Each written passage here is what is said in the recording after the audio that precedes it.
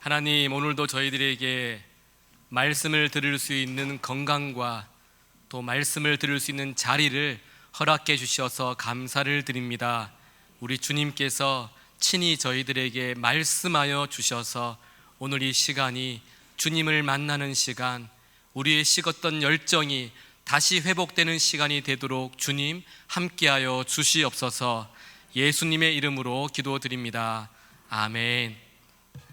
여러분, 오늘 우리 호산나 찬양대를 보시면 조금 이제 낯선 두 분이 아마 계실 텐데요. 우리 부활주일까지 두 분께서 정영순 권사님의 지인들이신데 두 분께서 부활주일까지 저희 교회 찬양대원들과 함께 이렇게 찬양으로 섬겨주기로 하셨습니다. 우리 잠깐 두 분 일어나시면 우리 환영의 박수할까요?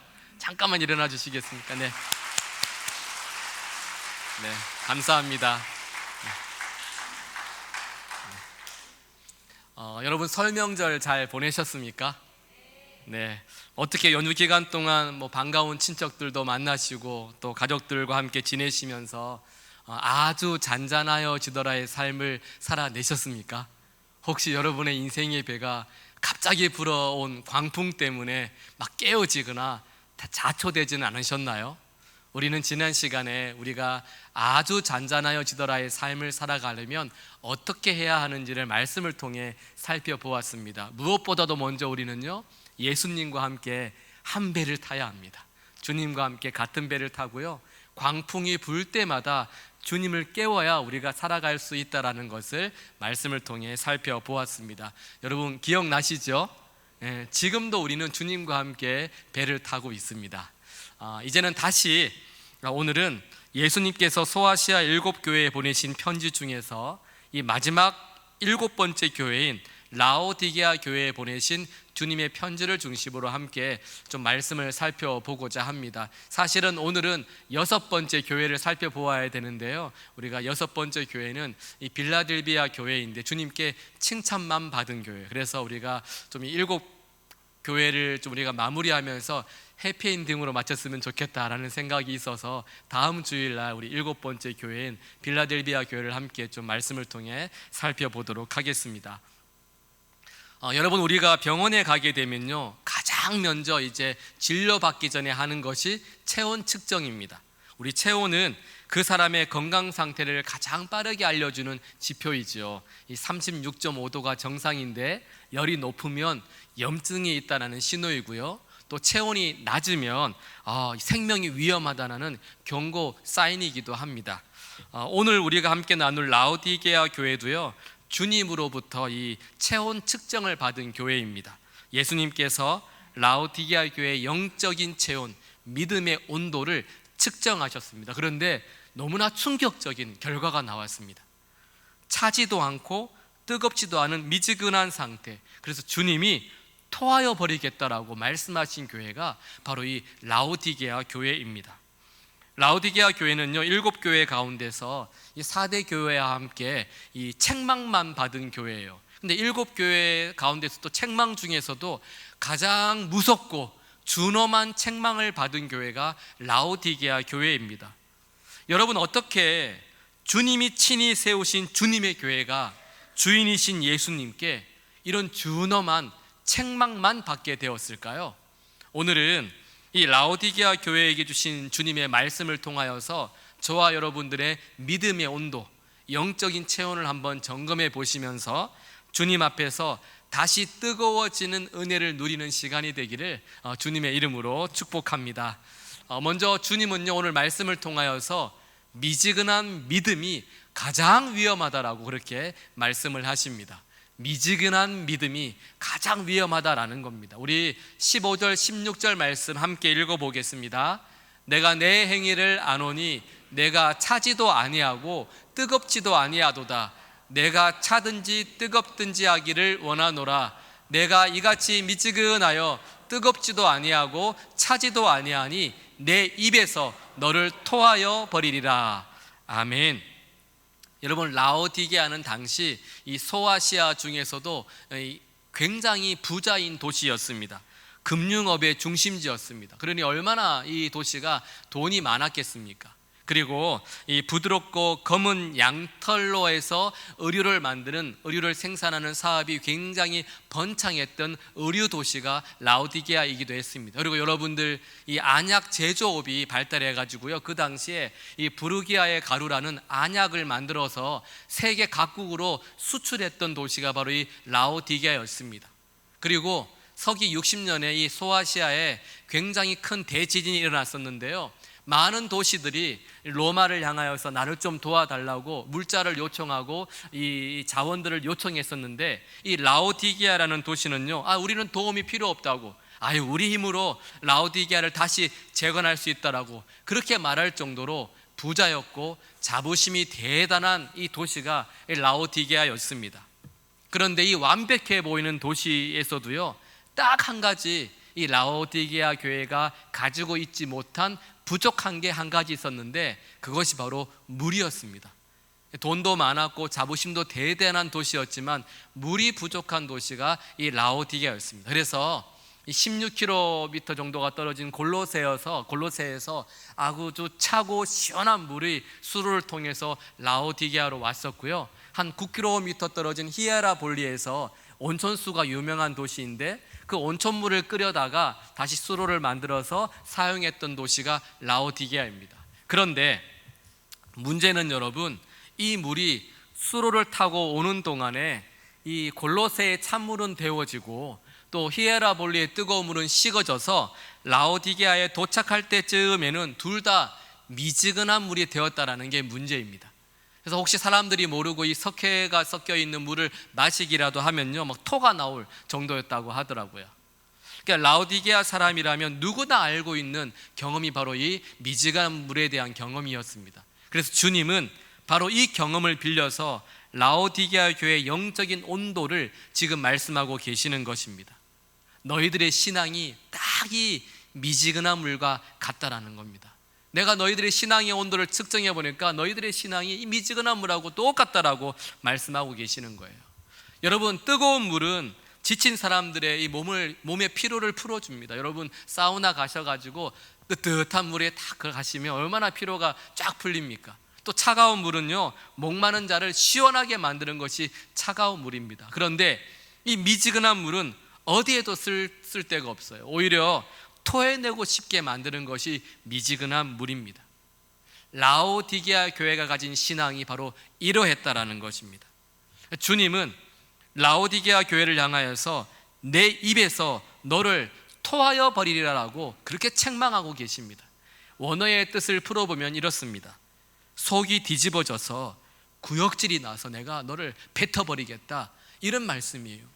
라오디게아 교회의 믿음의 온도를 보시는데, 주님이 보시면서, 주님이 세우신 교회잖아요. 근데 주님이 보시면서, 내가 너를 보니까 내 속이 뒤집어져가지고 역겨워가지고 너를 그냥 토해버리고 싶다, 이렇게 말하고 있는 겁니다.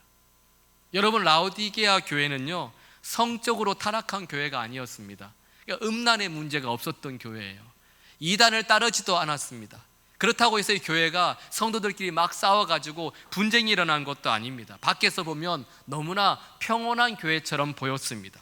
그런데 주님은 이 교회를 보시면서 역겨워서 내가 역겨워서 너를 토해버리겠다고 그렇게 충격적인 말씀을 하고 있는 것입니다. 7 교회 중에서 가장 무서운 말씀을 라오디게아 교회에게 하고 있습니다. 음란을 행하지도 않았고 이단을 따르지도 않았고 문제없어 보이는 이 교회 안에 내가 너를 토하겠다라고 책망하신 것입니다. 다른 이유가 없습니다. 여러분, 그들의 영적인 체온, 믿음의 온도가 미지근했기 때문입니다. 이 라오디게아 교인들은요, 예배를 드려도 감동이 없습니다. 봉사를 하고 헌금을 해도 감사가 없고 은혜가 없어요. 기도를 드려도 간절함이 없습니다. 그들을 보니까 하나님을 사랑하지도 않는데 그렇다고 하나님을 거부하지도 않습니다. 몸은 교회에 나와서 열심히 예배드리면서 직분을 신나게 감당합니다. 그런데 마음은 세상에 가 있습니다.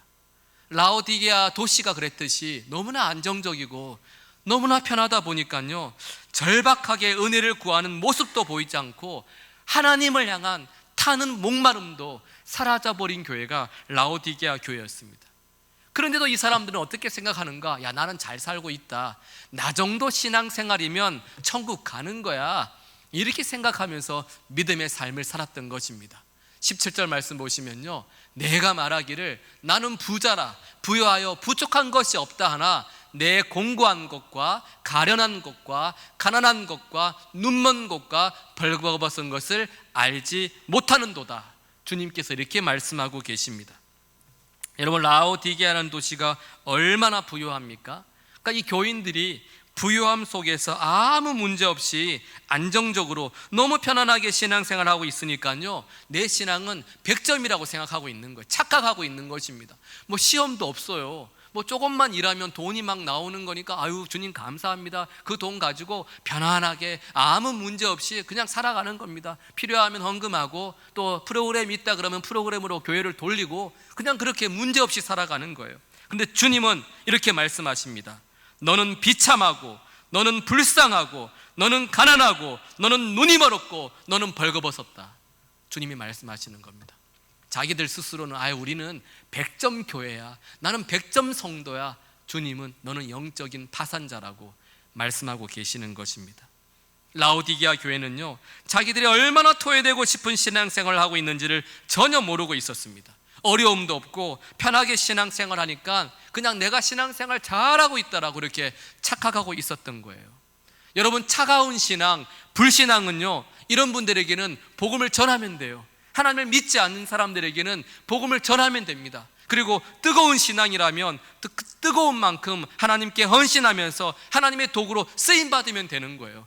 차가운 신앙은 복음을 전하면 되고 뜨거운 신앙은 주님께 헌신하면 됩니다. 그런데 이 미지근한 신앙은요, 신앙의 형식을 다 갖추고 있고 또 어려움 없이 편하게 신앙생활을 하고 있으니까 내가 얼마나 미지근한지를 모르고 있는 거예요. 그 미지근한 신앙을 가지고 찬물보다는 뜨거우니까 나는 괜찮은 신앙인이야, 나는 신앙생활 잘하고 있어, 착각하며 살아가고 있는 겁니다. 주님은 지금 이단에 빠진 것보다, 교회가 흔들리고 있는 것보다 더 위험한 것은 저와 여러분들의 신앙이 미지근한 신앙이라는 것을 경계하고 있는 것입니다. 더 위험한 것, 우리에게 더 위험한 것은 외부의 적이 아니라 여러분, 내가 가지고 있는 미지근한 신앙이라는 것입니다. 예배는 드리지만 어떠한 갈급함도 없고 어떠한 간절함도 없는 이 미지근한 신앙을 우리는 날마다 경계해야 하는 것이고, 주님은 지금 저와 여러분들에게 너의 믿음의 온도를 측정하면서 얼마나 미지근하고 있는지를 너가 알고 주님 앞에서 다시 돌아오라라고 그렇게 말씀하고 계시는 것입니다. 여러분, 적용해 보십시오. 지금 여러분의 영적인 체온, 믿음의 온도는 몇 도입니까? 여러분, 뜨겁습니까? 아니면 미지근합니까?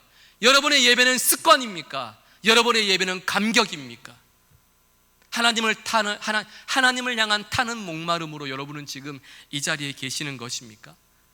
주님은 저와 여러분의 미지근한 신앙이 가장 위험하고 가장 문제다라고 말씀하고 계십니다.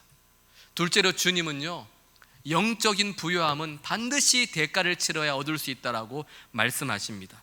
여러분, 말씀을 보시면 17절까지는 무섭게 책망하시다가 주님께서 18절에 처방전을 내려주십니다. 제가 말씀을 읽어봅니다.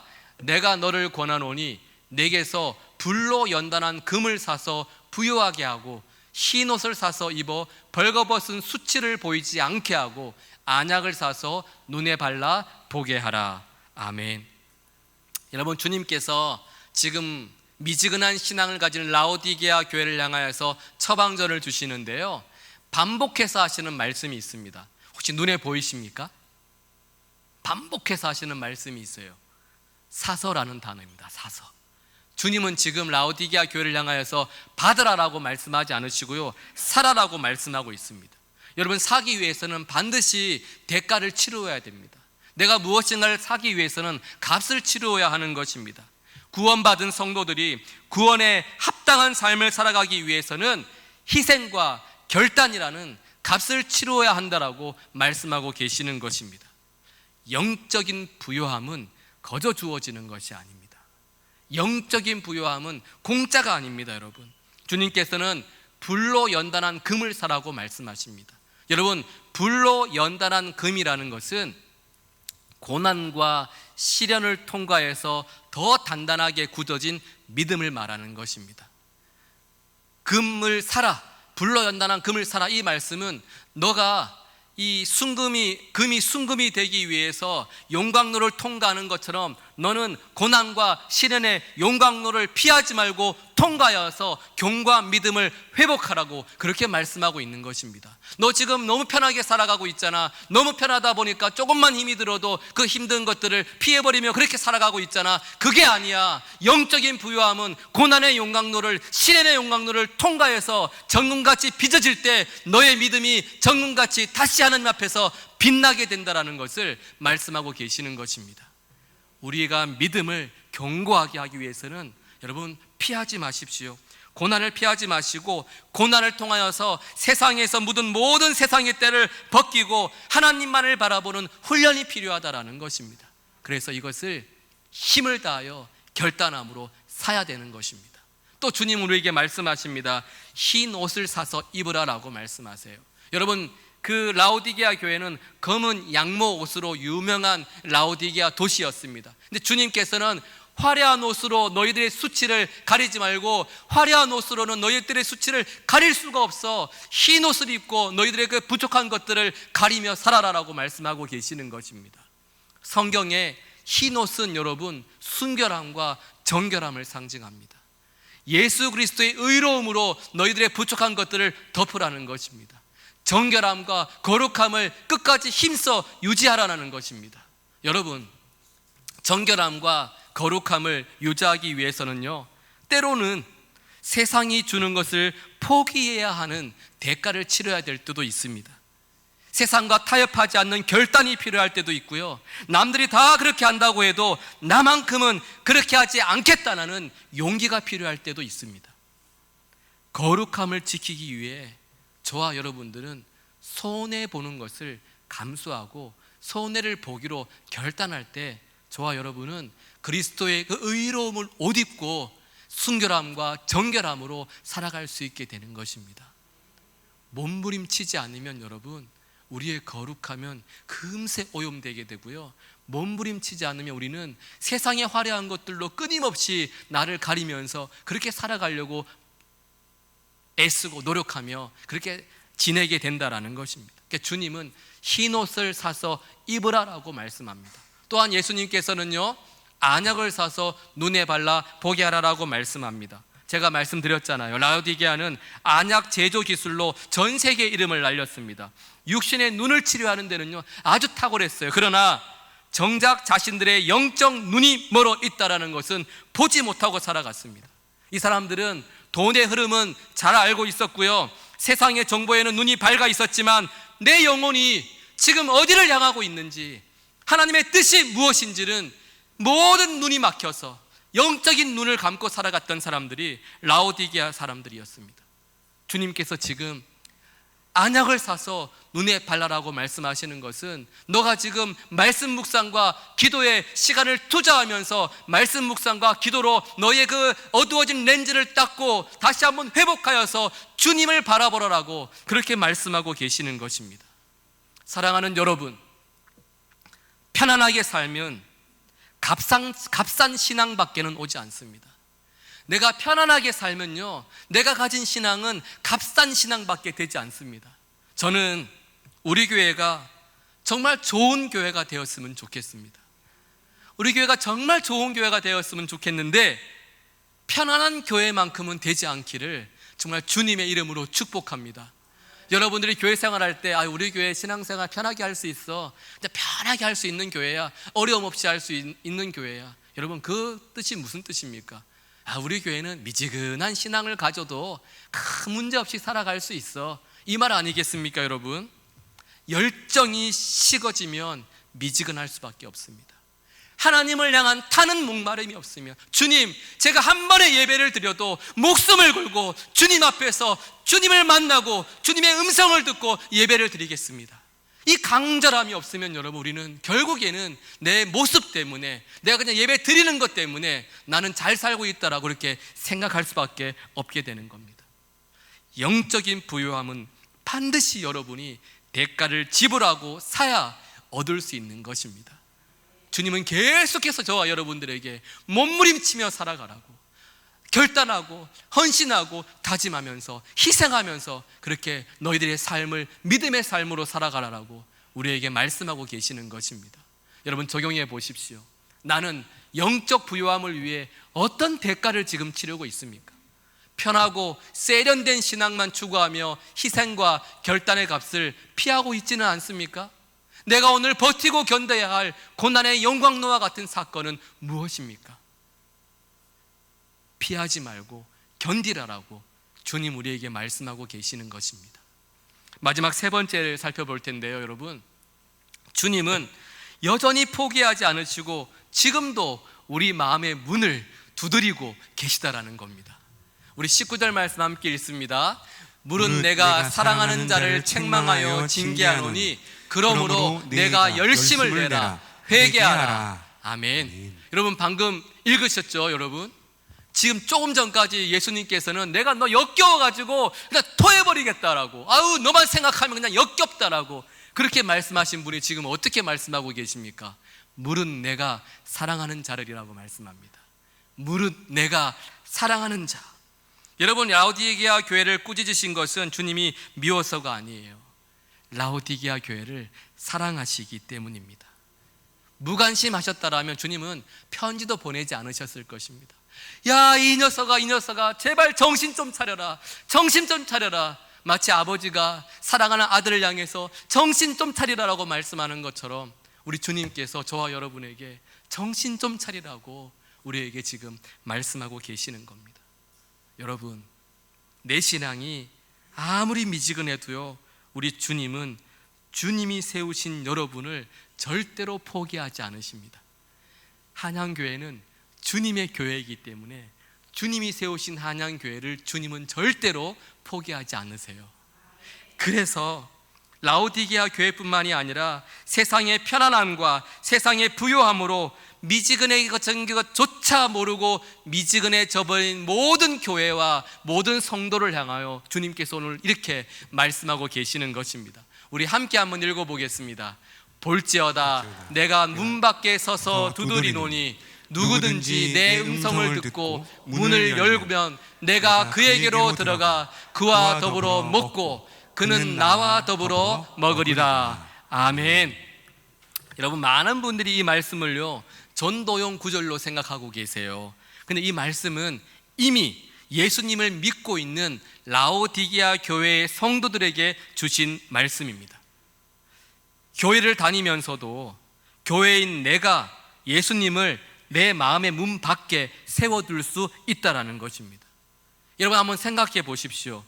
교회의 주인이신 예수님께서 지금 손님이 되셔가지고 자기 교회 밖에 서가지고요 문을 두드리고 계십니다. 그리고 교회 안에는 누가 있습니까? 영적으로 눈멀고 벌거벗은 성도들이요 막 주인 행세를 하고 있는 거예요. 지금 그 말씀하고 계시는 것입니다.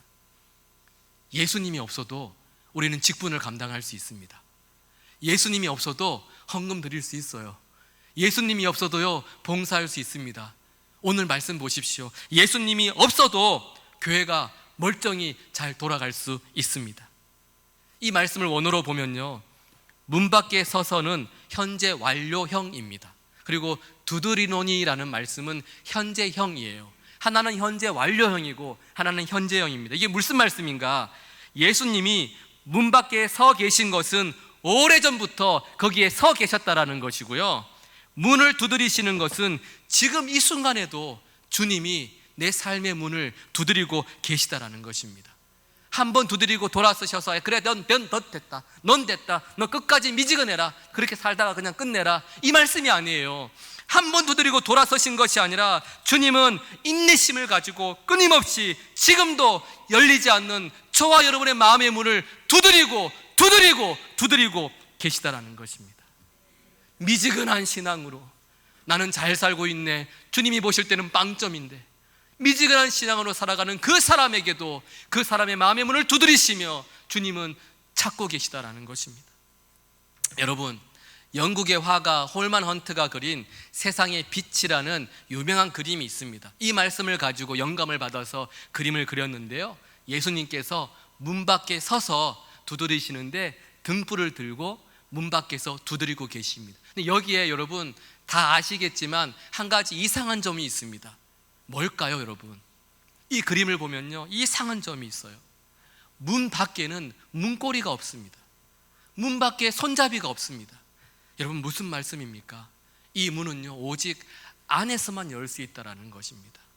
내 마음의 문은, 주님은 내 마음의 문을 두드리시지만 내 마음의 문이 열려지는 것은 내가 먼저 열어야 한다라는 것입니다. 주님이 우리의 마음의 문을 강제로 여시는 분이 아니십니다. 그냥 억지로 여셔가지고 너 나를 믿어야 돼, 너 이렇게 말씀하시는 분이 아니라 열어줄 때까지 주님은 여러분의 마음의 문 밖에서 두드리시고 말씀하시고 또 기다리시고 또 두드리시는 분, 그분이 우리 예수님이십니다. 우리가요, 오늘 이 시간에도 주님은 말씀하십니다. 마음의 문을 열어주겠니? 라고 우리에게 물어보시는 것입니다.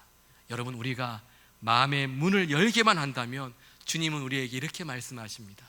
내가 그에게로 들어가 그와 더불어 먹고 그는 나와 더불어 먹으리라. 그에게로 들어가서 함께 먹고 마시며 친밀한 교제를 하시겠다라고 약속하고 계시는 거예요. 여러분, 밥상머리에 앉아서 함께 밥을 먹는 사람을 식구라고 합니다. 식구는 가족이에요. 주님께서 지금 이렇게 말씀하시는 것은 너가 너의 마음의 문을 열기만 하면 너를 내가 나의 식구로 받아들이겠다라는 것입니다. 너와 함께, 너가 웃을 때 함께 웃고 너가 울 때 함께 울면서 너와 식탁에 교제를 하면서 영원토록 너와 함께 하겠다라고 약속하고 계시는 것입니다. 근데 더 놀라운 말씀이 여러분 21절에 기록되어져 있어요. 21절 말씀 함께 읽습니다. 이기는 그에게는 내가 내 보좌에 함께 앉게 하여 주기를, 내가 이기고 아버지 보좌에 함께 앉은 것과 같이 하리라. 아멘. 새 한글 성경을 보시면 21절 이렇게 되어 있어요. 이기는 사람, 그에게 내가 내 임금 자리에 나와 함께 앉도록 해줄 것이다. 이런 놀라운 일이 어디 있습니까, 여러분? 나 역시 이겨서 내 아버지와 함께 아버지의 임금 자리에 앉은 것처럼 말이다. 그에게 내가 내 임금 자리에 나와 함께 앉도록 해줄 것이다. 여러분, 너무 놀랍지 않습니까? 7교회 가운데서 가장 많은 책망을 받은 교회, 야, 나 너만 생각하면 역겨워서 토해버릴 것 같아 라고 했던 그 교회를 향하여서 여러분, 어떤 교회와도 비교할 수 없는 가장 큰 상급을 약속하고 계시는 것입니다. 나는 부자라고 뽐내면서 주님을 문 밖에 세워두고 주님이 토해내실 만큼 미지근하였던 교회였음에도 불구하고 문을 열기만 하면 주님의 보좌 앞에 앉은 영광을 주시겠다라는 겁니다. 여러분, 이게 은혜 아니고 무엇이겠습니까? 우리 주님께서 나중된 자에게 먼저 되는 은혜를 주시겠다라고 말씀하고 계시는 거예요.